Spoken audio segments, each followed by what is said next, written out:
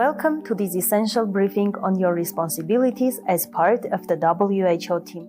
At WHO, we are committed to preventing and responding to sexual misconduct and creating safe and respectful environment for everyone. Whether we are responding to a humanitarian crisis or public health event, preventing sexual misconduct is always our priority. Sexual misconduct of any kind by anyone working for WHO, be it as staff, consultant, partner, is unacceptable.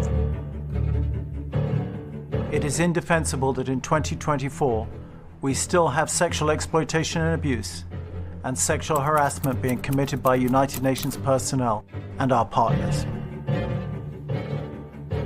Every woman and girl deserves to live a life free from fear. We have the opportunity to do things differently. Let's seize that opportunity and pledge that we as men will come together to fight inequality wherever we find it, and that we will commit to a common future.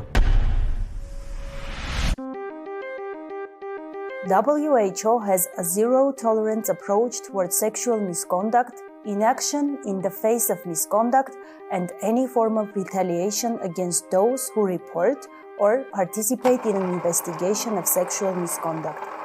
Protecting the rights and dignity of those affected is central to WHO's approach. Deployments, particularly in humanitarian emergencies, present high-risk environments where the potential for sexual misconduct significantly increases. These risks are exacerbated by multiple factors, including mass displacement, the collapse of social structures, and the breakdown of traditional protective environments. When community systems disintegrate, especially in crisis settings, people, particularly women, children, and other vulnerable groups, are at increased risk of sexual exploitation and abuse.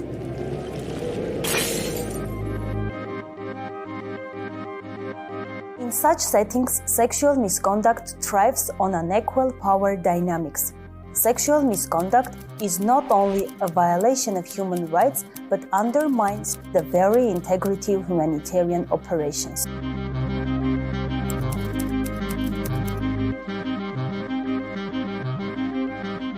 All personnel must be familiar with WHO's policy on preventing and addressing sexual misconduct, the Preventing and Addressing Abusive Conduct Policy, and the WHO Code of Ethics and Professional Conduct.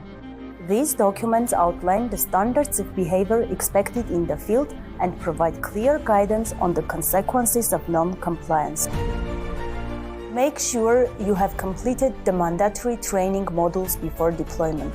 As a WHO representative, whether at events, during deployment, or in the field, you are expected to uphold the highest standards of conduct. According to the 6 core standards on protection from sexual exploitation and abuse, the following actions are strictly prohibited.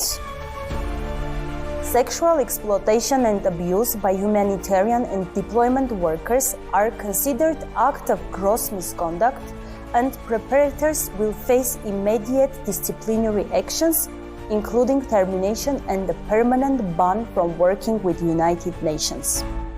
Sexual activity with children, anyone under the age of 18, is strictly prohibited, and ignorance of the child's age is not an acceptable defense. Sexual relationships with beneficiaries are also forbidden, as they undermine the integrity of the humanitarian work. All forms of transactional sex, including exchanging money, employment, or goods for sexual favors, are banned. Any such behaviors is degrading, exploitative, and humiliating. A victim survivor may choose to confidentially and/or anonymously report sexual misconduct to iOS or through the WHO Integrity Hotline. WHO prioritizes a victim and survivor-centered approach, ensuring that those affected receive the necessary support and protection throughout the process. Every report is treated with the utmost seriousness and confidentiality. If you are informed of any sexual misconduct, listen with care and without judgment.